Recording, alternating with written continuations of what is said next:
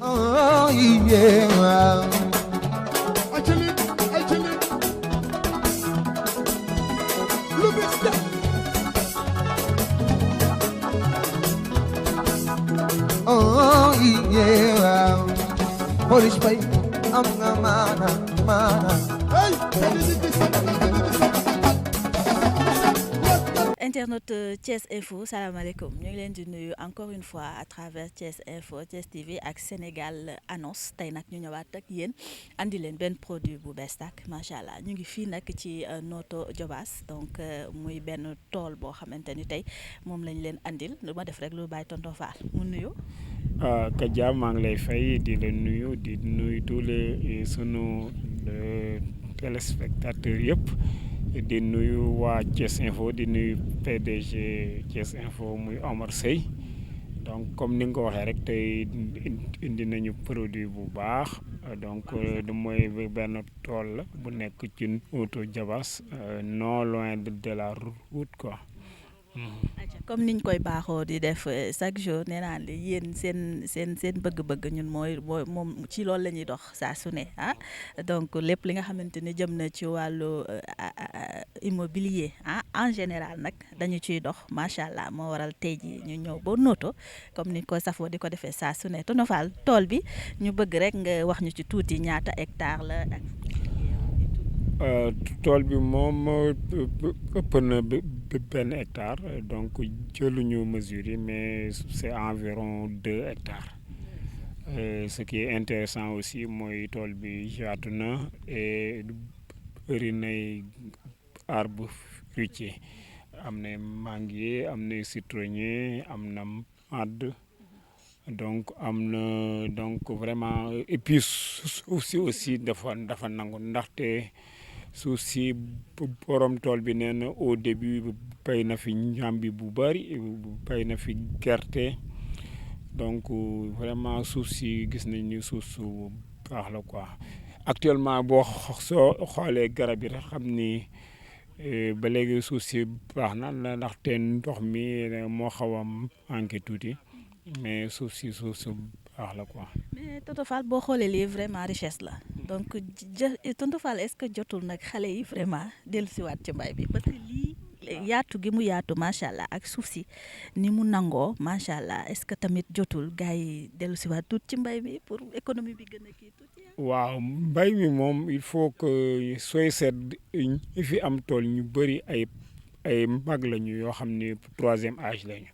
te ñooñu taltuñu tool dañuy seen doole dafay jeex kon donc mu mel ni lii ay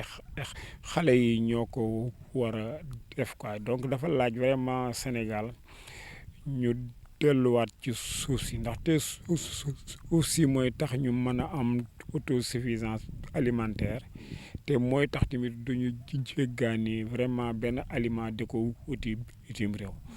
donc tout le problème nag c'est la maîtrise de l'eau ndaxte fii ndab bi soriwul mais gis nga ni ñoom dañu am difficulté pour même commencer na teen bi ba ndox mi commencé génn mais après dafa mujj taxaw ndaxte amatul doole quoi pour continuer ça loolu aussi dafay la laaj ak accompagnement soit de l'État wala des collectivités pour que ñu mën a dooleel ci ay financement ñi nga xam ni ñoo am ay tool pour que ñu seen production yi mën a rentable quoi. parce que c'est important parce que ku yor lu toll nii fii ci Thiès Notto Diobass je pense que soo ci defee li nga ci war a def ñu accompagner la vraiment war na mën a andi nag économie surtout sax xale yi ñëw di liggéey ñu wàññi tuuti nag chômage bi c'est très important parce que lii macha allah rëy na lool te comme ni ko propriétaire bi waxee suuf si nangu na. non suuf si nangu na quoi man je pense bien que actuellement xale yi boo seetee USEB Thiès on forme là-bas des agriculteurs mais je pense que ça aussi am na fa mais je pense bien que xale yi nag il faut que ñu bu ñu leen mënee defee ay formation yu gaaw donc au moins ñu seet nan lañ leen di mën a joxe suuf parce que parfois aussi man nga am xam-xam ba pare mais doo am foo koy mën a exploiter.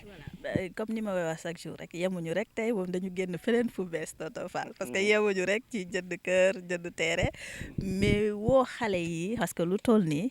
je pense que benn bi rek yem amul Sénégal wala boog fii ñu nekk sax laay wax Thiès y a plusieurs donc je pense que comme ni nga ko waxee xale yi def formation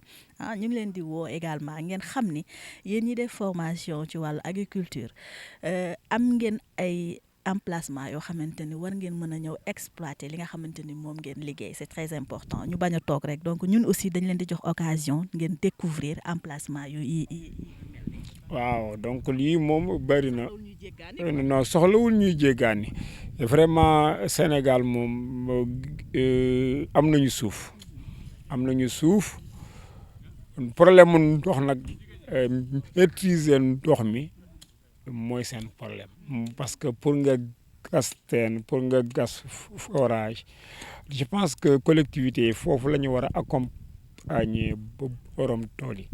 ndaxte loolu fekkee ni fexe nañu bay génne ndox mi rek am nañu ay appareils yoo xam ni ay tourniquet pour arrosage ak yooyu yëpp pour nga mën a def maraîchage yooyu yëpp mécanisation bi daal moom moo des ndaxte am na loo xam ni moom xale moo ci mën a def doole mais il faut que ñu mécaniser l'agriculture pour que Sénégal xaw ma nag état dafa war a renforcer ñooñu parce que ñooñu loolu bu soo leen renforcer ba ñu am alal aussi je pense que li ñuy produire aussi askan bi bee koy jëfandikoo donc je pense bien que loolu daal côté boobu mooy déficit bi am surtout sur le plan agricole parce que on a vu que beaucoup de gens ñoo ngi jaay seen terrain seen tool ndaxte faute de moyens. effectivement alors Tonton Fall tey tool bi ku ko soxla nan lay def fan lay jaar ci kan lay adressé. waaw non tool bi moom ku ko soxla rek dafay xool écran bi c'est numéro banque yi affiché tool bi vraiment yomb na te accessible na te prix bi aussi c'est abordable donc je pense bien que ñoo ngi invité borom doole yi surtout ku bëgg ak tool donc pour mu ñëw donc je pense que ce n'est pas pour rien que président Ablaye Wade avait dit que ñoom ñëpp ministres yeeg ñëpp directeurs yi nañu delluwaat ci fii ci suuf si boobu temps loolu la woon dafa dañu xool ni suuf si le sol est peu exploité te alors que ñi koy exploité amuñu doole donc ñu ni kon puisque ñoom ñenn ñi am nañu ay moyens financiers nañu fii damay invité même la diaspora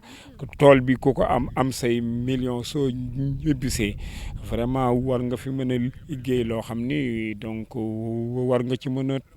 tedd fii quoi. Donc vraiment il faut que aussi les gens qui sont ñu nekk ci biti xam ni mën nañu ñibbisi parce que am nañu champ yoo xam ni vraiment war nañ ko mën a liggéey quoi. voilà comme ni may wax chaque jour rek rassurez-vous ñun produit bu ñu leen di andi rek produit la boo xamante ne c'est très fiable produit la boo xamante ne bu wóor macha allah parce que avant dañ koy saytu bu baax a baax juste aussi di leen fàttali ne nekkul ci biir juste rek. waaw non soriwul tali bi parce que diggante tool bi ak tali bi à peine 300 à 500 mètres la donc ni dañoo dawal suñu oto ba ci biir tool bi donc ci biir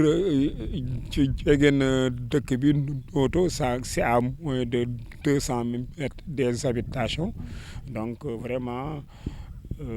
c'est accessible daal waaw. tali bi aussi vraiment tali bi aussi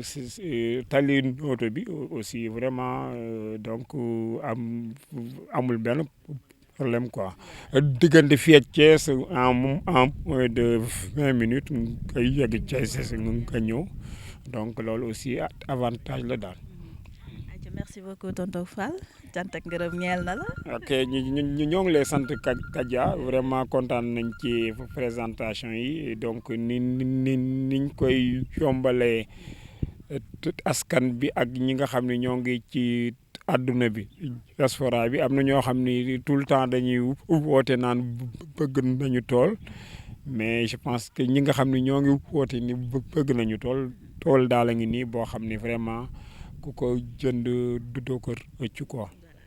cant ak ngërëm ñeel na la tonton Fall merci beaucoup encore une fois chaque fois moom may accompagner nag ci samay émission macha allah donc yéen ñi toog di ñu seetaan li may wax chaque jour rek rassurez-vous dalal leen seen xel soxlaatul vraiment ngeen di sonn di woote ba sonn wala di dox ba sonn woote leen rek ci numéro bi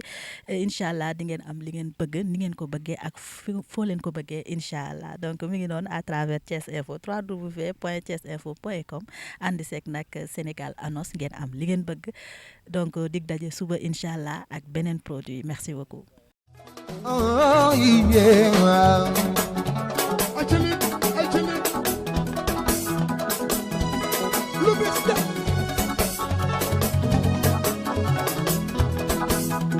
Oh yeah. Polish boy, I'm a man. Hey,